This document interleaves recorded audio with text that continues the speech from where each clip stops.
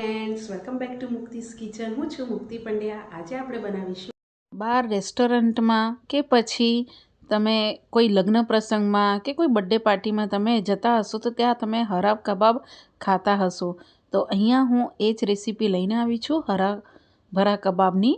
અને આ અહીંયા કેવી રીતે બનાવવાનું અને એકદમ ક્રિસ્પી કેવી રીતે થાય એ હું બતાવવાની છું. તો હરા ભરા કબાબ બનાવવા માટે સૌથી પહેલાં તમારે એક વાસણમાં પાણી ગરમ કરવા તમારે મૂકી દેવાનું છે. પાણી અહીંયા આ રીતે ગરમ થાય એટલે એની અંદર તમારે 1 વાટકી જેવા ફ્રેશ વટાણા લેવાના છે. અહીંયા તમે ફ્રોઝન વટાણાનો બી ઉપયોગ કરી શકો છો. અને એની સાથે જ અહીંયા આપણે પાલક એડ કરી દેવાની છે.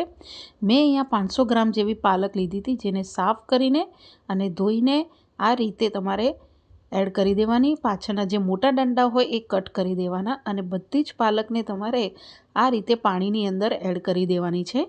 કબાબની અંદર પાલકનું વધારે ઉપયોગમાં લેવામાં આવે છે, જેથી કબાબ જે હોય છે એ સરસ એવું ખાવામાં મજા આવે છે. પાલક તમારે અહીંયા ફ્રેશ લેવાની, જે તમારી અહીંયા પીળી જ પડતી હોય એવી તમારે પાલક નથી લેવાની. એકદમ ગ્રીન કલરની ફ્રેશ હોય એવી જ તમારે પાલક લેવાની રહેશે. પાલક એડ થઈ જાય પછી આ રીતે તમારે અહીંયા 1 ચમચી જેવી સાકર એડ કરી દેવાની છે, જેથી પાલકનો જે કલર છે એ જળવાઈ રહે, એનો કલર જે છે એ ડાઉન ન થાય. એટલા માટે આપણે અહીંયા સાકર એડ કરવાની છે. તમારે મીઠું એડ કરવું હોય તો કરી શકો છો, મેં નથી કરી. પછી થોડી વારમાં પાલક આ રીતે બોઇલ થશે પાણીમાં અને ચડી જશે. પછી ચડી જાય પાલક અને વટાણા સરસ રીતે, ત્યારે તમારે આ બધી પાલકને અને વટાણાને એક વાસણમાં તમારે કાઢી દેવાનું છે. તો અહીંયા આપણે પાલક અને વટાણાને આપણે એક વાસણમાં કાઢી દઈશું. અહીંયા પાલક અને વટાણા બધા જ એક વાસણમાં નીકળી જાય પછી તમારે ઠંડુ પાણી તમારે એડ કરી દેવાનું અને એ પાણીને બી તમારે કાઢી દેવાનું છે. અને આ રીતે પાલક અને વટાણાને તમારે ઠંડુ પડી જાય પછી તમારે આ રીતે અધકચરું વાટીને રેડી કરવાનું છે. તમે જોઈ શકો છો કે આને તમારે અધકચરું વાટવાનું છે, એકદમ ફાઇન પેસ્ટ નથી કરવાની. અને વાટતા ટાઈમે પાણીનો ઉપયોગ જરા બી તમારે અહીંયા નથી કરવાનો. અને પીસ્યા પછી બી જો આની અંદર પાણીનો ભાગ તમને દેખાય તો એ તમારે બધું જ કાઢી દેવાનું રહેશે. તો આ રીતે આપણે પાલક અને વટાણાને સાઈડ પર પીસીને મૂકી દેવાનું. હવે બીજા પેનમાં આપણે 2 ચમચી જેટલું તેલ લઈશું. તેલ અહીંયા તમારે થોડું ગરમ થાય એટલે અડધીથી 1 ચમચી જેવું તમારે જીરું એડ કરવાનું. પછી 2 ચમચી જેવા ઝીણા સમારેલા લસણ અને આદુના ટુકડા એડ કરવાના છે. પછી 2 ચમચી જેવા આપણે લીલા મરચાંના ટુકડા એડ કરી દઈશું. અને મરચાં અને લસણને તમારે 1 મિનિટ જેવું સાતળીને રેડી કરી લેવાનું છે. સ્લો ગેસ ઉપર જ તમારે લસણ અને મરચાં અને આદુને તમારે જીરાની સાથે સાતળવાનું છે, જેથી લસણ અને મરચાંની અંદર જે કાચો ભાગ છે એ નીકળી જાય. પછી અહીંયા 1 વાટકી જેવા તમારે ઝીણી સમારેલી કોબી એડ કરી દેવાની અને કોબીને બી તમારે અડધી મિનિટ માટે સાતળી દેવાનું. પછી એ જ રીતે તમારે અહીંયા ઝીણા સમારેલા ગાજર અને ઝીણી સમારેલી અહીંયા મેં બ્રોકલી લીધેલી છે, એને બી એડ કરી દઈશું. તમને બજારમાં બ્રોકલી ન મળે તો તમે અહીંયા બ્રોકલીને સ્કીપ કરી શકો છો. એની જગ્યાએ તમે કોર્નનો ઉપયોગ કરી શકો છો કે પછી બીજા કોઈ વેજીટેબલનો ઉપયોગ તમે કરી શકો છો. હવે બ્રોકલી અને ગાજરને બી આપણે અડધી મિનિટ માટે સાતળીને રેડી કરી લેવાનું છે.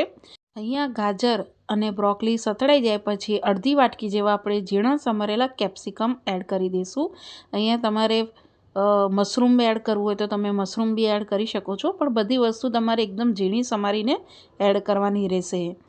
હવે અહીંયા બધા વેજીટેબલ તમારા સતળાઈ જાય પછી જે આપણે પાલક અને વટાણાને અધકચરી આપણે વાટીને રેડી કર્યું છે એ તમારે એડ કરી દેવાનું. અને ગેસની ફ્લેમ તમારે લો ટુ મીડિયમ રાખીને પાલક અને વટાણાને વેજીટેબલની સાથે તમારે 1 થી 2 મિનિટ જેવું સાતળી દેવાનું છે, જેથી પાલકની અને વટાણાની અંદર પીસતા ટાઈમે જો મોઇશ્ચર હશે, જે પાણીનો ભાગ હશે એ બધો જ તમારે અહીંયા બાળીને રેડી કરી લેવાનો છે.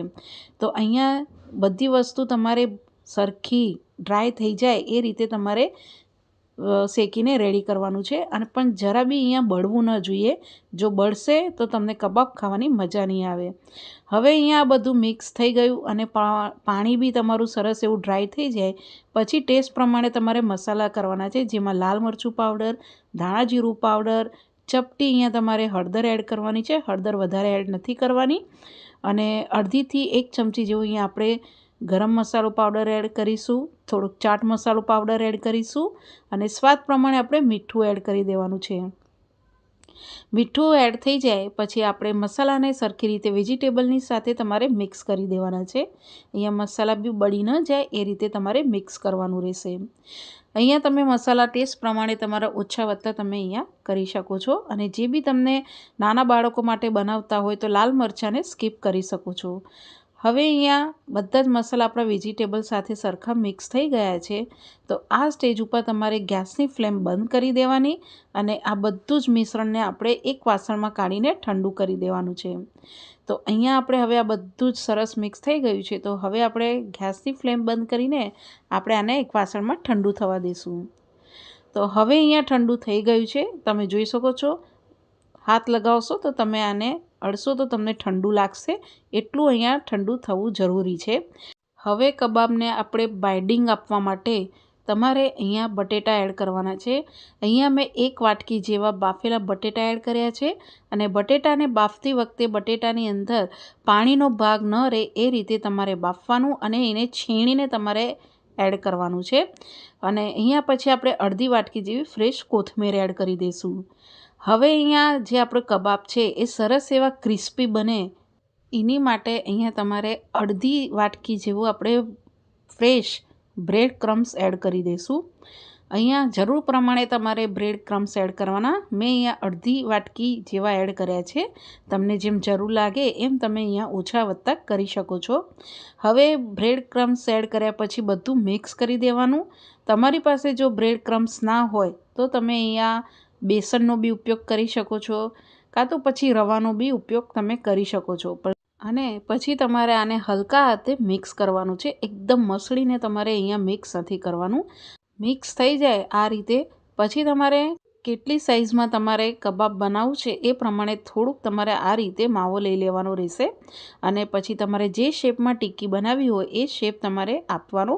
અને આ રીતે તમે જોઈ શકો છો એકદમ સરસ બાઇન્ડિંગ તમારું આવું જરૂરી છે. અહીંયા જરા બી ઢીલું તમને લાગે તો થોડું બ્રેડ ક્રમ્સ કાં તો પછી તમે ચણાનો લોટનો ઉપયોગ કરીને તમારે સરખું કરી દેવાનું.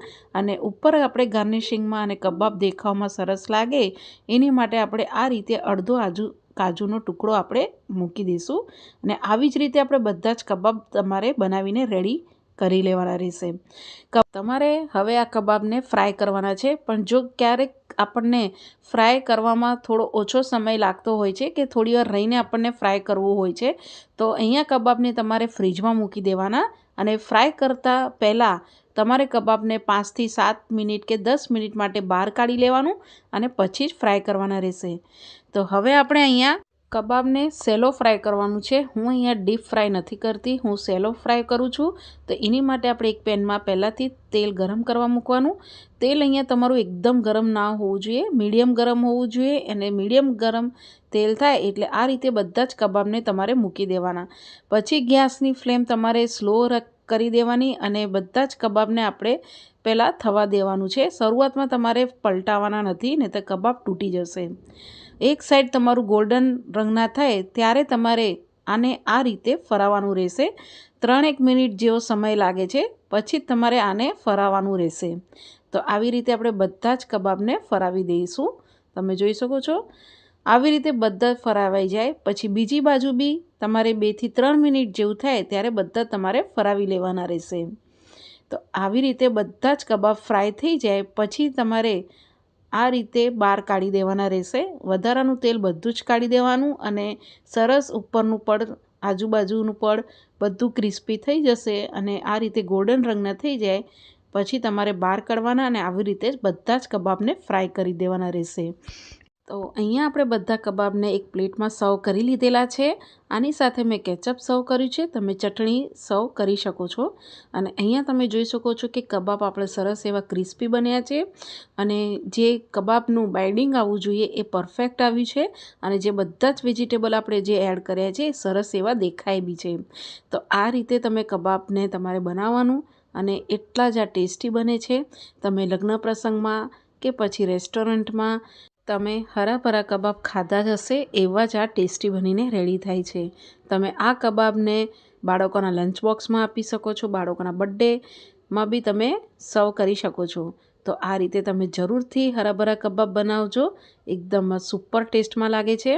અને તમને જો મારી રેસીપી ગમી હોય તો મારી ચેનલને સબસ્ક્રાઈબ કરજો, બેલ આઇકન પર ક્લિક કરજો, લાઇક કરજો, શેર કરજો અને કેવી લાગે છે મને કોમેન્ટ્સ બોક્સમાં જણાવજો. Thank you for watching.